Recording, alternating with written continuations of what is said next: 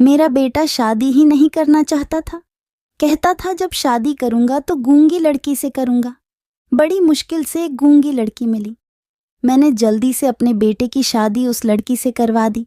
मगर रात होते ही मेरे बेटे और बहू छत पर सोने चले जाते। कहते कि नीचे बहुत गर्मी है।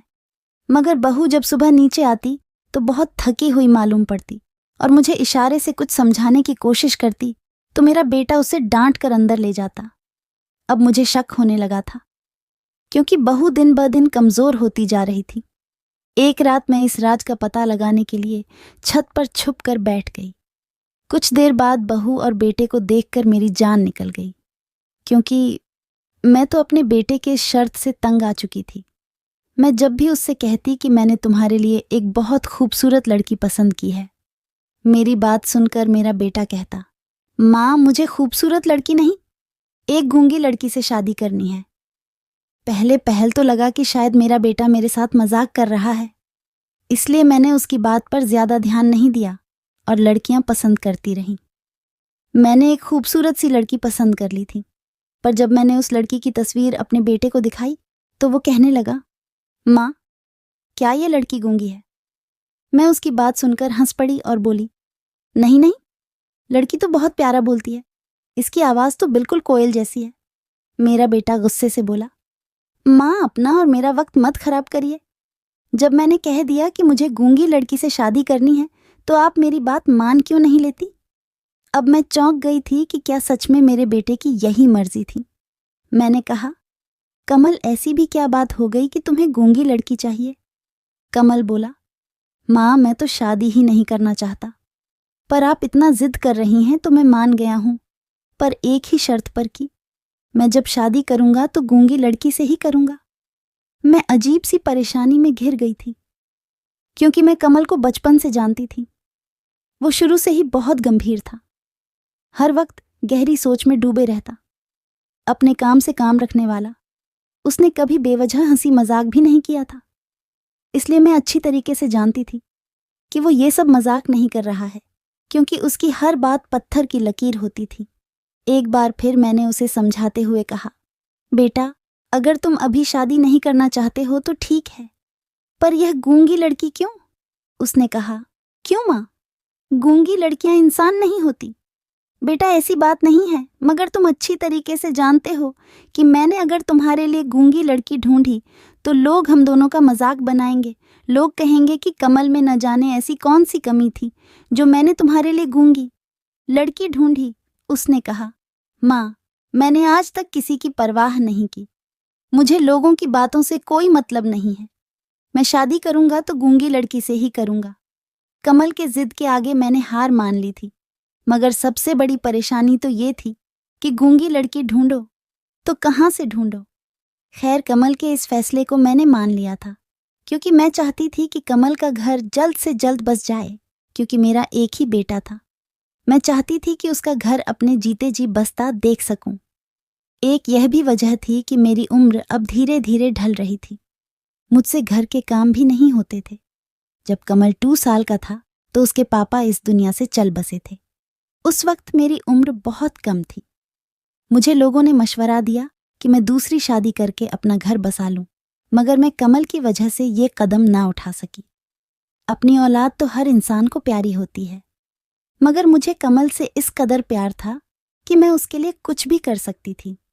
जब भी मुझसे कोई कहता कि तुम दूसरी शादी कर लो, तो मेरे दिमाग में यह ख्याल आता कि अगर मेरे दूसरे पति ने मेरे बेटे का ख्याल न रखा, तो अगर वो उसकी जिम्मेदारी लेने से इनकार कर दिया तो मैं क्या करूंगी। बस इसी वजह से मैंने दूसरी शादी नहीं की। मुझे कमल से बहुत लगाव था। मैंने अपने घर का माहौल एकदम दोस्ताना रखा था। मैं चाहती थी कि मैं और कमल एकदम दोस्तों की तरह रहे और एक दूसरे के साथ हर बात शेयर करें, पर मैं ऐसा करने में नाकाम रही। न जाने कमल क्यों खोया खोया सा रहता था। शुरू में तो मुझे लगा कि बच्चा छोटा है, बाप की कमी को महसूस करता होगा, शायद जब बड़ा हो तो ठीक हो जाएगा। मगर यह मेरी गलत फहमी थी। वो तो बड़े होने के बाद और गुमसुम रहने लगा। फिर मैंने सोचा, किसी ऐसी लड़की से शादी करवाओगी जो बहुत हंसमुख होगी, कमल से ढेर सारी बातें करेगी, तो कमल धीरे धीरे सुधर जाएगा। मगर मेरे इस अरमान पर भी कमल ने पानी फेर दिया। हमेशा की तरह इस बार भी मैंने कमल के ख्वाहिश के आगे हार मान ली थी। मैं उसके लिए अब गूंगी लड़की ढूंढने लगी थी, मगर मुझे यह नहीं पता था कि गूंगी लड़की ढूंढना इस कदर मुश्किल हो जाएगा। मैंने कुछ लोगों से कहा भी कि मुझे कमल के लिए गूंगी लड़की चाहिए, पर परेशानी की बात तो यह थी कि कोई भी मेरी बात गंभीरता से नहीं लेता था। मैं जिस किसी से गूंगी लड़की की बात करती, वो आगे से कहता, छोड़ो तुम गूंगी लड़की, यह देखो तस्वीर, यह कितनी प्यारी लड़की MA पास है और बहुत खूबसूरत भी है। लड़कियों की तस्वीरें दिखाकर लोग तारीफ करते हुए नहीं थकते थे, लेकिन मैं अब बहुत परेशान हो चुकी थी। मेरे हाथ में कुछ भी नहीं था। एक दिन मैंने बड़ी मुश्किल से घर का काम निपटाया और थोड़ी देर के लिए चारपाई पर बैठ गई। तभी मेरे दरवाजे पर दस्तक हुई। एक औरत आई।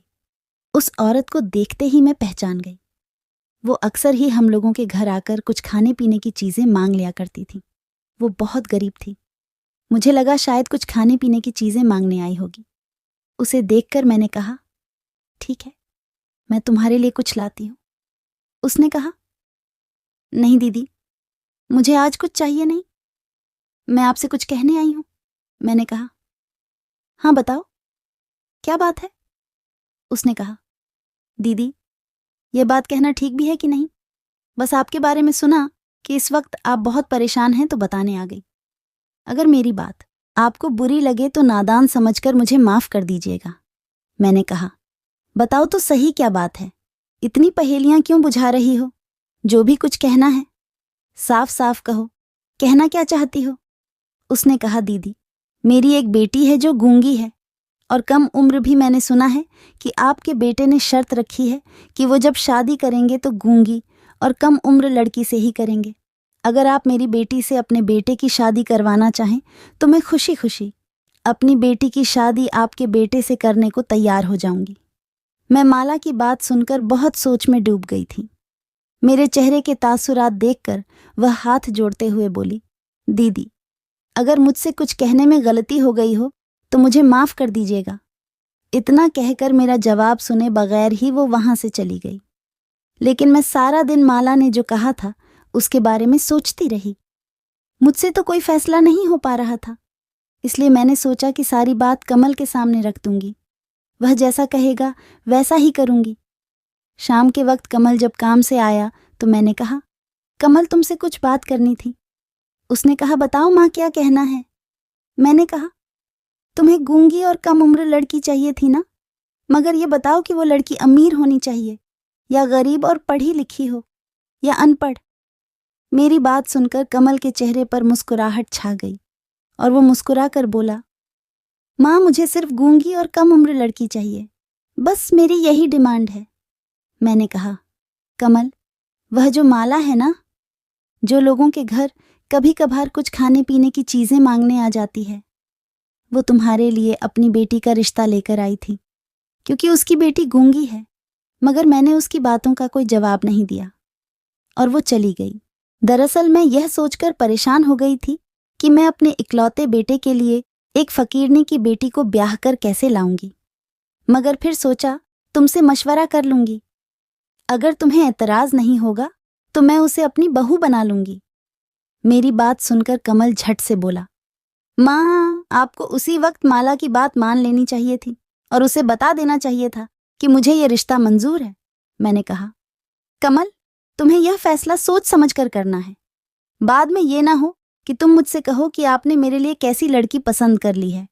कमल ने कहा, माँ, मुझे इस रिश्ते से कोई एतराज नहीं है, बस मेरी एक ही शर्त है कि लड़की कम उम्र और गूंगी होनी चाहिए।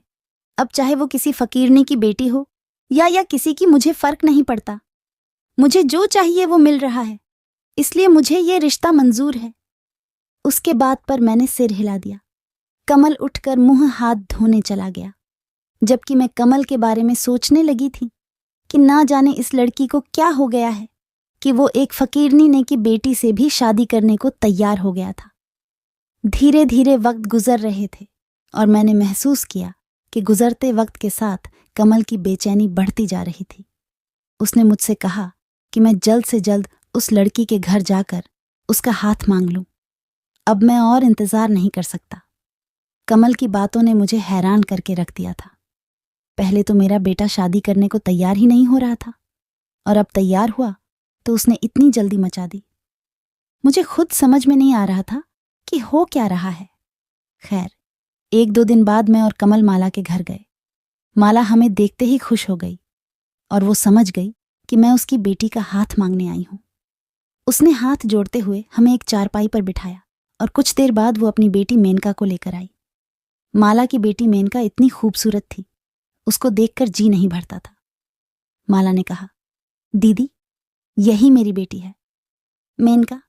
मैंने इशारों इशारों में कमल की तरफ देखा तो कमल ने भी इस शादी के लिए हाँ कर दी। मैंने उसी दिन अपने बेटे के फैसले के आगे हार मानकर बिना कुछ सोचे समझे कमल और मेनका की शादी तय कर दी। दीदी, मेरी बेटी मेनका पूरी तरीके से गूंगी नहीं है, बस भगवान ने इसे आवाज नहीं दी है, लेकिन यह हम सब की बातें सुन सकती है, बस बोल नहीं सकती। माला की बात सुनकर मैंने कहा, चलो अच्छी बात है, हमें इसके साथ इशारों में बात नहीं करनी पड़ेगी, हम जो कुछ भी कहेंगे यह समझ जाएगी। माला ने कहा, हाँ दीदी। कमल ने अपना फैसला सुनाते हुए कहा कि मैं इस शादी के लिए ज्यादा इंतजार नहीं कर सकता। अगर अगले हफ्ते आप लोगों को मंजूर है तो हम ये शादी करने को तैयार हैं। कमल के इस बात पर मुझे बहुत गुस्सा आया कि इस लड़के को शर्म नाम की कोई चीज भी है कि नहीं। हम बड़ों के आगे यह अपना ही फैसला सुनाने लगा, और शादी की इतनी भी जल्दी क्या है? आखिर ये इतना बेचैन क्यों है? पर अब तक मैंने अपने बेटे के हर फैसले पर हामी भरी थी, तो यह फैसला भी मुझे उसका मानना ही था। इस बात पर मैंने माला की तरफ देखा तो उसे भी जल्दी शादी करने में कोई ऐतराज नहीं था। रिश्ता तय करने के बाद मैं और कमल दोनों घर आ गए। धीरे धीरे मैं कमल के शादी की तैयारी करने लगी और वो वक्त भी आ गया। जिस दिन कमल की शादी थी, कमल ने पहले ही कह दिया था कि मेरी शादी सादगी से होगी, इसलिए हमने शादी में ज्यादा तामझाम नहीं किया और कमल और मेनका की शादी करवा दी गई और मेनका दुल्हन बनकर हमारे घर आई। मेनका बहुत ही खूबसूरत थी। उसकी खूबसूरती देखकर मैं सोचने लगी कि काश ये बातें करती तो कितना अच्छा होता। कुछ रस्मों के बाद शाम के वक्त मैं मेनका को कमल के कमरे में छोड़ आई थी और मेरे दिमाग से बहुत बड़ा बोझ उतर गया था। मेरा बेटा शादी कर चुका था। अब मैं अपने आप में बहुत सुकून महसूस कर रही थी। अब मुझे मौत भी आ जाए तब भी मुझे ज्यादा परेशानी नहीं होती, क्योंकि बेटे के प्रति जो मेरा फर्ज था अब मैं पूरा कर चुकी थी। आज मैं सोने के लिए बिस्तर पर लेटी तो मेरे सामने आज का सारा मंजर घूम गया था। ना जाने कमल ने ऐसा क्यों किया था। पहले तो वो शादी करने को ही नहीं तैयार हो रहा था और अब वो हथेली पर सरसों जमा कर बैठा था कि जब शादी करूंगा तो गूंगी लड़की से करूंगा। न जाने ये लड़का करना क्या चाहता। खैर, मैंने सर झटक दिया और सोने के लिए आंखें बंद कर ली। सुबह जब सोकर उठी तो अपने बहू बेटे के लिए नाश्ता बनाया और उनके कमरे में दे आई। कमल बहुत खुश लग रहा था, जबकि मेरी बहू बड़ी शर्माई शर्माई सी नजर आ रही थी। खैर, मैं उन दोनों को नाश्ता देने के बाद कमरे से बाहर आ गई थी। थोड़ी देर बाद कमल कमरे से बाहर आया तो मैंने उससे पूछा, बेटा, तुम्हारी पत्नी तुम्हें कैसी लगी? उसने मुस्कुराकर बोला, माँ, मुझे जैसी लड़की चाहिए थी। मेनका बिल्कुल वैसे ही है, बस अभी थोड़ी ना समझ है, धीरे धीरे समझ जाएगी। कमल की बातें सुनकर मुझे तसल्ली हुई। मेरा बेटा खुश था, समझो मुझे दुनिया में जन्नत मिल गई। थोड़ी देर बाद कमल घर से बाहर गया तो मेनका मेरे पास आई और इशारे से कहने लगी, मैं ये बर्तन धो लूंगी। मैंने कहा, नहीं बेटी, अभी तुम्हें कुछ दिनों तक आराम करना है, उसके बाद तुम किचन में मीठा बनाओगी, उसके बाद काम करती रहना। पहले मुझे यह बताओ कि तुम्हें खीर बनानी आती है? खीर तुम्हारे पति को बहुत पसंद है। उसने उदासी से ना में सर हिला दिया तो मैंने कहा, कोई बात नहीं, मैं तुम्हें सिखा दूंगी।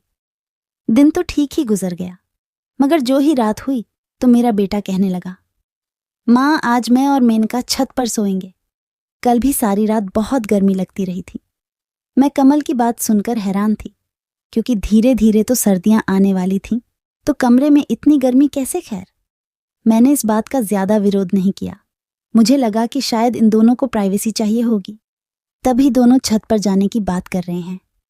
वो दोनों पति पत्नी छत पर सोने चले गए तो मैं अपने कमरे में आ गई। सुबह जब मेनका नीचे आई तो वो बहुत ज्यादा थकी हुई लग रही थी। कल तो वो इस वक्त बहुत खुश नजर आ रही थी, पर आज क्या हुआ? मैंने मेनका का हाथ पकड़ते हुए बोला, बेटा क्या बात है? तुम मुझे कुछ बुझी बुझी सी लग रही हो। क्या ऊपर सर्दी लग रही थी? मेनका मुझे इशारे से कुछ बताने लगी। अभी मैं कुछ समझ नहीं पाई थी। तभी वहां पर कमल आ गया और उसे डांट कर कमरे में जाने को कहा। मेनका कमल की बात सुनकर कमरे में चली गई। मुझे कमल का यह रवैया बिल्कुल अच्छा नहीं लगा, मगर मैं क्या कर सकती थी। मैं नाश्ता बनाने लगी। नाश्ता बनाकर जब मैं कमरे में ले जाने लगी तो मुझे कमल की बात सुनाई दी। वो मेनका को डांट कर कहने लगा, मेनका, तुम मेरी एक बात याद रखना। हम दोनों पति पत्नी के बीच जो कुछ भी है, हम दोनों के बीच ही रहना चाहिए। मैं तुम्हें इस बात की हरगिज इजाजत नहीं देता कि तुम मेरी पर्सनल बातें मेरी माँ के साथ शेयर करो। तुम यह मत समझना कि मैं घर से बाहर चला जाऊंगा तो मुझे पता नहीं चलेगा कि तुमने मेरी माँ को क्या बताया है। अगर मुझे कुछ भी ऐसा वैसा पता चला तो मैं तुम्हें छोड़ दूंगा। मैं तो कमल की बातें सुनकर ही दंग रह गई थी। मैं थोड़ी देर बाद गला खूंखार कर उनके कमरे में चली गई। मेरे सामने कमल बिल्कुल नॉर्मल था, बल्कि मेनका के साथ भी हंस हंस के बातें कर रहा था। उन दोनों को नाश्ता देकर मैं कमरे से बाहर आ गई और सोचने लगी कि ना जाने कमल की परवरिश में मैंने कौन सी गलती कर दी है। कुछ दिन गुजरे तो मेनका कहने लगी, मैं घर के कामकाज करना चाहती हूँ। मैंने इस बार ज्यादा इनकार नहीं किया और रस्म के मुताबिक उसके हाथ से खीर बनवाई और किचन में काम करने की इजाजत दे दी। एक दिन मैं मेनका के साथ किचन में काम कर रही थी तो मैंने उसके चेहरे को बड़े गौर से देखा। उसका चेहरा मुझे मुरझाया हुआ लग रहा था। आंखों के नीचे गहरे निशान पड़ गए थे। उसका चेहरा थका थका लग रहा था। मेरे घर में हर चीज मौजूद थी, खाने पीने की कोई कमी नहीं थी, मगर मेनका मेरे घर आकर बहुत कमजोर हो गई थी। इससे तो अच्छी वह अपनी गरीबी में थी, जहां पर उसकी मां मांग मांग कर अपने बच्चों का पेट भरती थी। आज कमल भी ऑफिस गया हुआ था, इसलिए मैंने सोचा कि मैं मेनका से पूछती हूँ कि उसे इस घर में किस चीज की कमी है, वो क्यों परेशान रहती है। मैंने उससे कहा, बेटा खाना पेट भरकर नहीं खाती तुम, क्या तुम्हें मेरे हाथ का खाना नहीं अच्छा लगता? उसने ना में सर हिलाया और इशारों में बताने लगी कि ऐसा कुछ नहीं है, मैं पेट भरकर खाती हूँ, आप खाना बहुत अच्छा बनाती हैं। तुम्हारी माँ जब मुझसे पूछेगी कि मेरी बेटी इतनी कमजोर क्यों हो गई है तो मैं उन्हें क्या जवाब दूंगी? मेनका की आंखें आंसुओं से भीग गई थीं। उसने मुझे इशारों से बताया कि उसे कमल से डर लगता। उसकी बात सुनकर मैं बहुत ज्यादा परेशान हो गई थी। मैं बोली, क्यों कमल से तुम्हें डर क्यों लगता है? उसने तुमसे कुछ कहा है? मेनका एकदम से फूट फूट कर रोने लगी और मेरे सीने से लग गई। उस बच्ची की यह हालत मुझसे देखी नहीं जा रही थी। मैंने कहा, क्या बात है मेनका, मुझे खुलकर बताओ, मैं कमल की खबर लूंगी। उसने मेरे सामने हाथ जोड़ लिया और मुझे समझाने लगी कि आप इस बात की जिक्र कमल से बिल्कुल मत करिएगा, नहीं तो वह मुझ पर गुस्सा करेंगे। मैंने सांत्वना देते हुए उसे समझाया कि तुम बेफिक्र रहो, मैं कमल को कुछ भी नहीं बताऊंगी। पर उसके बाद मैंने मेनका से ज्यादा पूछताछ नहीं की, क्योंकि वह पहले से ही डरी हुई थी। शाम को कमल जब ऑफिस से आया तो मैं इन दोनों को गौर से देखने लगी तो साफ साफ नजर आ रहा था कि इन दोनों के बीच कुछ तो जरूर है। मेनका की हालत देखकर मैंने सोच लिया था कि आज मैं इस रात से पर्दा हटा कर रहूंगी। रात हुई तो कमल और मेनका छत पर सोने चले गए थे। उन दोनों के छत पर जाते ही मैं सोचने लगी कि मुझे सब कुछ अपनी आंखों से देखना है कि आखिर माजरा क्या है। मैं धीरे धीरे करके सीढ़ियां चढ़ने लगी, पर छत पर पहुंचते ही सामने का मंजिर देख मेरा दिल दहल गया, बल्कि यूं कहें कि मेरी आंखें शर्म से झुक गईं। मेरे छत पर एक बड़ा सा कमरा था। मैं उस कमरे की खिड़की से देखने लगी तो देखा कमल और मेनका उस कमरे में निर्वस्त्र पर बैठे हुए थे। कमल अपने सामने मेनका को बैठाकर जलती हुई आग में कुछ डालकर मंत्र पढ़ते जा रहा था। उन दोनों को देखकर मुझे सब समझ में आ गया कि माजरा क्या है, क्योंकि यह अंधविश्वास का मजरा था। शायद मेरा बेटा अंधविश्वास में फंस चुका था और मुझे अपनी बहू और बेटे दोनों को बचाना था। पर मैं बूढ़ी औरत क्या कर सकती थी? कमल तो वैसे ही मेरी कोई भी बात सुनने को तैयार नहीं था। मैंने धीरे से पुलिस के पास फोन कर दिया और सारा माजरा समझा दिया। कमल अपने बगल में एक बड़ा सा खंजर रखा हुआ था। उसे देखकर लगता था कि आज वो मेनका की बलि देने वाला है। मैं तो हाथ जोड़कर बस यही दुआ कर रही थी कि पुलिस जल्द से जल्द आ जाए, क्योंकि मेरी इन बूढ़ी हड्डियों में इतनी जान नहीं थी कि मैं कमल को यह सब करने से रोक सकती। कुछ देर के इंतजार के बाद तुरंत पुलिस आ गई तो उन्होंने फोन किया। मैं धीरे से दरवाजा खोली। पुलिस तुरंत छत वाले कमरे के पास पहुंची, पर दरवाजा अंदर से बंद था। कमल अब मेनका की बलि देने ही वाला था। तभी पुलिस ने कमल के सामने गन दिखाते हुए कहा, कमल, जल्दी से दरवाजा खोलो, नहीं तो हम तुम्हें जान से मार देंगे। कमल दरवाजा नहीं खोलना चाहता था। उसने कहा, नहीं, मैं ऐसा कुछ नहीं करने वाला, क्योंकि मुझे कुछ नहीं होगा। तुम लोग गोली चलाओ, मुझे कोई फर्क नहीं पड़ेगा। कमल की बातों से हम बहुत हैरान हुए। पुलिस कमल को बातों में उलझाए हुए थी और पुलिस की कुछ टीम उधर दरवाजा खोलने में लगी हुई थी। कुछ ही देर बाद दरवाजा खोलने में हम कामयाब हो गए। पुलिस अंदर गई और कमल को पकड़ ली और मैं अपनी बहू मेनका के पास गई। सबसे पहले मैंने उसे एक बड़ी सी चादर से ढका। मेनका मेरे गले लगकर फुट फुट कर रोने लगी। मैंने अपने बेटे और बहू को इस गुनाह से बचा लिया था। पुलिस ने जब सख्ती से कमल से इस बारे में पूछताछ की तो कमल ने बताया कि काफी दिनों से मेरे बिजनेस में लॉस हो रहा था, इसलिए मैं बहुत परेशान था। पर मेरे परेशानी का कोई हल नहीं मिल रहा था। एक दिन मेरे एक दोस्त ने मुझे एक बाबा जी के पास जाने को कहा। जब मैं बाबा जी के पास गया तो उस बाबा जी ने पूछा, क्या तुम्हारी शादी हुई है? मैंने कहा, नहीं। बाबा जी ने कहा, जल्द से जल्द शादी कर लो और अपनी नई नवेली दुल्हन को अपने सामने निर्वस्त्र बैठाकर एक मंत्र पढ़ो और 1 हफ्ते की पूजा के बाद उसकी बलि दे दो, जिससे तुम्हारे सारे बिगड़े काम बन जाएंगे और तुम धीरे धीरे बहुत पैसे वाले हो जाओगे। पर यह काम बहुत मुश्किल था, क्योंकि किसी भी लड़की से मैं शादी करता तो वो यह सब मेरी माँ को बता देती। इसीलिए मैंने गूंगी लड़की से शादी करने का फैसला किया, क्योंकि वह मेरे और अपने बीच की बातें किसी को नहीं बता पाएगी। आज लास्ट दिन था। आज मैं मेनका की बलि देने वाला था, पर मौके पर आप लोग पहुंच गए। कमल के मुंह से यह सब सुनने के बाद मैंने उसे एक थप्पड़ जड़ा और कहा, मेरी परवरिश में कहाँ कमी रह गई थी कि तुम इतने पढ़े लिखे होने के बावजूद अंधविश्वास में फंस गए। काफी पूछताछ के बाद कमल ने उस बाबा जी का एड्रेस दिया। पुलिस ने उस बाबा को गिरफ्तार कर लिया और कमल को एक मानसिक डॉक्टर को दिखाया गया। डॉक्टर ने कमल को कुछ दिनों तक हॉस्पिटल में रहने को कहा। मैंने इजाज़त दे दी और उसे यह विश्वास दिलाया गया कि यह तंत्र मंत्र जादू टोना कुछ भी नहीं होता है और किसी की बलि देने से कोई भी इंसान अमीर नहीं हो जाता। कमल का कुछ दिनों तक इलाज चला। धीरे धीरे करके कमल के व्यवहार में परिवर्तन आने लगा। कुछ दिन बाद वह पूरी तरीके से ठीक हो गया। पूरी तरीके से ठीक होने के बाद कमल अस्पताल से घर आया। मैंने माली बुलवाकर कमल और मेनका का कमरा खुशबूदार फूलों से सजवा दिया था, क्योंकि मुझे पता था कि मेरा बेटा इस अंधविश्वास के चक्कर में आकर अपनी पत्नी के साथ अपनी नई जिंदगी की शुरुआत भी नहीं किया होगा। और पार्लर वाली को बुलवाकर मैंने मेनका को भी एक दुल्हन की तरह तैयार करवाया और उसे कमल के कमरे में बिठा दिया। कुछ देर बाद कमल मेनका के कमरे में गया, पर मुझे अभी भी डर लग रहा था कि कहीं कमल के दिमाग में अभी भी अंधविश्वास न भरा हो।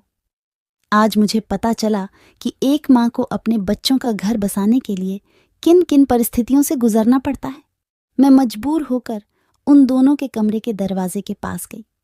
मुझे डर था कि कमल कहीं मेनका को परेशान न कर रहा हो, पर ऐसा कुछ नहीं था। मुझे आहट हुई कि कमल और मेनका बहुत खुश नजर आ रहे थे और दोनों अपने प्यार के गुफ्तगू में मग्न थे। अगली सुबह मेनका जब सोकर उठी तो उसके चेहरे पर प्यार भरी मुस्कुराहट थी। कमल और मेनका की खुशी देखकर मैंने उन दोनों को प्यार से गले लगा लिया। कमल की शादी के बाद मुझे लग रहा था कि मैं अपनी जिम्मेदारियों से मुक्त हो गई, लेकिन ऐसा नहीं है। एक माँ अपने बच्चों की जिम्मेदारियों से तब तक आज़ाद नहीं होती जब तक उसके बच्चे अपनी घर गृहस्थी में पूरी तरह खुश ना हो। तो दोस्तों, यह थी हमारी आज की कहानी उम्मीद करते हैं आपको पसंद आई होगी। आपका क्या कहना है इस कहानी के बारे में कमेंट करके हमें ज़रूर बताएं। वीडियो को लाइक करके चैनल को सब्सक्राइब कर लीजिए। साथ में घंटी को दबाकर ओनल पर सेट कर लीजिए ताकि आने वाली वीडियो आपको तुरंत मिले। धन्यवाद।